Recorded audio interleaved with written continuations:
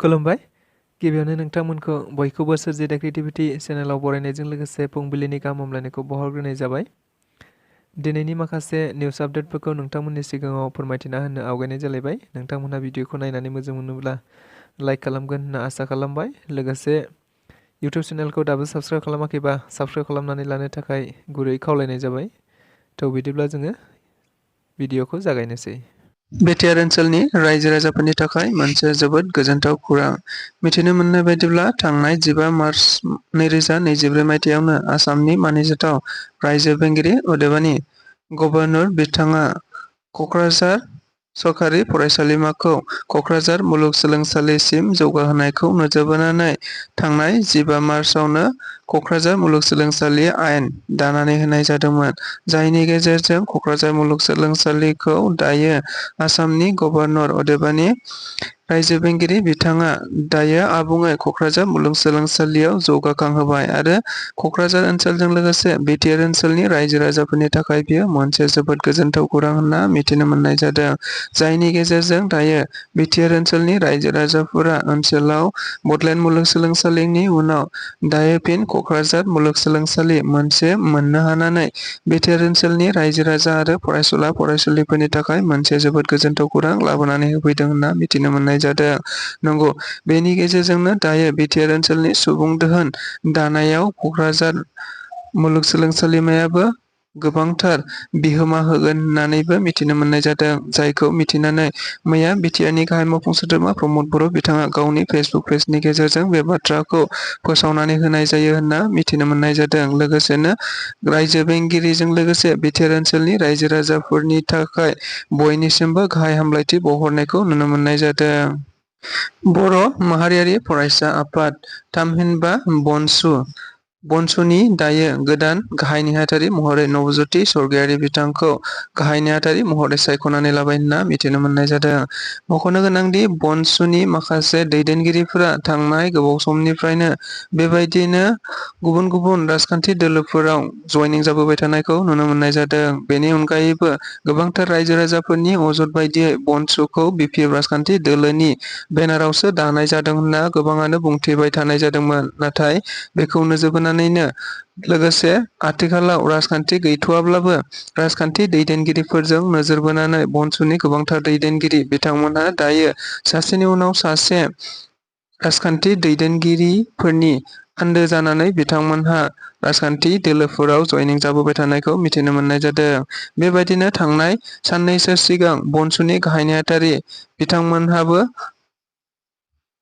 UPPL राजखान्थि दोलोआव जयनिं जानायखौ नुनो मोननाय जादोंमोन, जायनि नोजोराव बनसुनि गाहाय नेहाथारि बिबानजों लोगोसे गोबांथार बिबानगिरि जेरै मिरुनि लोगो आफादगिरि बुंथिगिरि, बेनि अनगायैबो गाहाय नेहाथारि बायदि गोजौ थाखोनि बिबानानो लांदां जानानै दंमोन, जायखौ नोजोर बोनानै बिथांमोनहा दाखालि थांनाय माखासे सान सिगां गाहाय नेहाथारि लांदां जानानै थानाय बिबानखौ सुफुंनांगौखौ नोजोर बोनानै बिथांमोनहा गाहाय नेहाथारि महरै नबज्यति स्वर्गियारि बिथांखौ सायख'नानै लानाय जायो होनना मिथिनो मोननाय जादों।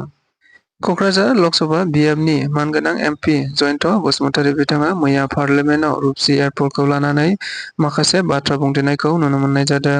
मख'नो गोनांदि रुपसि एयारपर्टखौ थांनाय 2021 मायथाइनि 8 मे खालि बेखेवफिननाय जादोंमोन, जायखौ नोजोर बोनानै दायो माखासे जाहोननि थाखाय थांनाय 7 नबेम्बर 2023 मायथाइयाव फिन बन्द' खालामफिननाय जादों, जायखौ नोजोर बोनानैनो जयन्त बसुमतारी अदेबानि एमपि बिथाङा बेखौ फिन बेखेवफिननांगौखौ नोजोर बोनानै बिथाङा मैया पार्लियामेन्टआव बाथ्रा बुंथिनायखौ नुनो मोननाय जादों। लोगोसेनो बेनि गेजेरजों गोबांथार रायजो राजाफोरा थांलाय फैलाय आरो गोबांथार सुंज्रोब लाखिनाय आरो बायदि हाबाफारियाव मैखोम बिहोमा होगोन होननानै बुंथिनानै होदों। बेनिखायनो बेखौ थाबैनो खुलिफिननांगौखौ नोजोर बोनानै पार्लियामेन्टनि मानगोनां बुंथिगिरि बिथांनिसिम बिथाङा आर'ज गाबदों होननानैबो मिथिनो मोननाय जादों। बिटिआरनि गाहाय मावख' सेक्रेटारियेटआव मैया दावराव देख्रेब नाजारिजों लोगोसे मजाबारि गामिनि गोबांथार रायजो राजाफोरा फैनानै मोनसे गोसोखांथि बिलाइ गथायनाय जायो होनना मिथिनो मोननाय जादों। मख'नो गोनांदि थांनाय 1947 मायथाइनि 5 दिसेम्बरखालिनो ट्राइबेल बेल्ट महरै मजाबारि गामिखौबो सोसनफानाय जादोंमोन, जेराव बेखौ नोजोर बोनानैनो थांनाय 1969 मायथाइनिफ्राय गुबुन गुबुन ट्राइबेल नङै सुबुंफोरा मजाबारि गामियाव बायदिसिना गोजोन गैयै थासारि खालामनानै बे समनिफ्रायनो थाबोना लादोंमोन, जायखौ नोजोर बोनानै दायो ट्राइबेल नङै मानसिफोरा ट्राइबेल बेल्टनि हायाव दखल खालामनानै थाबाय। लोगोसेनो बे जायगायाव ट्राइबेल नङै सुबुंफोरा गावसोरनि हानि फोरमान बिलाइ दं होननानैबो गोबांथार बुंथिबाय, जायखौ नोजोर बोनानैनो दायो मजाबारि गामिनि रायजो राजाफोरा 1947 मायथाइनि 5 दिसेम्बरखालि दानानै होजानाय ट्राइबेल बेल्ट महरै बे हाखौ गावसोरनि मोनफिननांगौखौ नोजोर बोनानै बिथांमोनहा आसामनि गिबि मन्थ्रि ड हिमन्त बिश्व शर्मा बिथांनिसिम मोनसे गोसोखांथि बिलाइ गथायहरनाय जाबाय, जायखौ नोजोर बोनानैनो मोनफा मोनफा कपि महरै आसामनि चिफ मिनिस्टार बिथांनि अनगायैबो बिटिआरनि गाहाय मावफुं सोद्रोमा प्रमद बर', लोगोसे प्रिन्सिपाल सेक्रेटारि लोगोसे इएम बिथांमोननिसिम गोसोखांथि बिलाइखौ कपि महरै होनो फैनाय जादोंमोन। नाथाय दायो बिटिआरनि गाहाय मावफुं सोद्रोमा प्रमद बर'जों लोगोसे प्रिन्सिपाल सेक्रेटारियाबो गैया, बेनिखायनो सासे सेक्रेटारिनिनो बे गोसोखांथि बिलाइखौ गथायनानै फैबाय होननानैबो बिथांमोनहा बुंथिनानै होनाय जादों। लोगोसेनो बेनि गेजेरजोंनो दायो ट्राइबेल बेल्ट आरो ब्लकआव थानाय गुबुन गुबुन ट्राइबेल नङै सुबुंफोरखौ बेनिफ्राय उद्धार खालामनायजों लोगोसे ट्राइबेल बेल्ट आरो ब्लकआव थानाय मजाबारि गामिनि रायजो राजाफोरनि थाखाय बे हाखौ होफिननांगौ, अदेबानि बिथांमोनखौ होखारहरनानै मजाबारि गामिखौ रैखा खालामनांगौ होननानैबो बिथांमोनहा खौरांगिरिफोरनि गेजेरजों दाबि दैखांनायखौ नुनो मोननाय जादों। जम्मु काश्मीरनि अनगायै दायो जम्मुनि माखासे जिल्लाफोर जेरै ट'डा जिल्लायाव दायो उदखारिफोरनि गाग्लोबनाया बारानिख्रुइ बारा जाबोबाय थानायखौ नुनो मोननाय जादों। मख'नो गोनांदि दाखालि थांनाय सानथाम सानब्रैसो सिगां जम्मुनि ट'डा होननाय जिल्लायाव माखासे उदखारिफोरा हाबफैनानै ओनसोलनि सुबुंफोरखौ गोबांथार बेबायदि गोजोन गैयै थासारि खालामनायजों लोगोसे रौनिया हान्जानि सायाव गाग्लोबनायखौ नुनो मोननाय जादों, जायनि गेजेरजों रौनिया हान्जाफोरनि सानैसो बिबानगिरि बिथांमोनहा जोखोम जानांनो गोनां जादोंमोन। बेनि अनगायैबो माखासे मानि ओनसोलनि रायजो राजाफोराबो गोबांथार बायदिसिना जेंनाजों भुगिनो गोनां जानायखौ नुनो मोननाय जादों। बेनि अनगायैबो रौनिया हान्जाफोरा दायो उदखारि हान्जाफोरखौ गाग्लोबखांनायनि उनाव माखासे उदखारि हान्जाफोरखौ गावथारखांनो हानायनि उनावबो दायो ट'डा ओनसोलाव माखासे उदखारिफोरा हाबनानै थाखोमानायखौ नुनो मोननाय जादों।